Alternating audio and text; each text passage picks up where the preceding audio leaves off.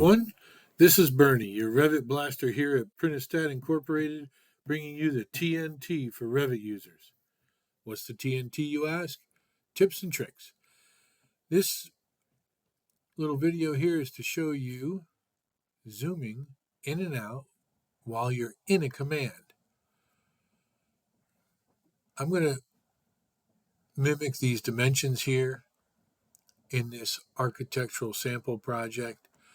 I'm going to go up and hit my dimension, pick my wall, pick my second wall, but the third one here is a little tiny, and I want to make sure that I get that wall. So I'm going to zoom in using the ZZ shortcut on my keyboard. Pick the walls I would like, and now I'm going to zoom back out to the previous by hitting ZC, as in Charlie.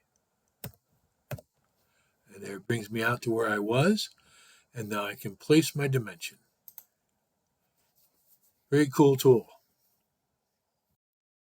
Hope this helps you with what you're doing. Have a great day.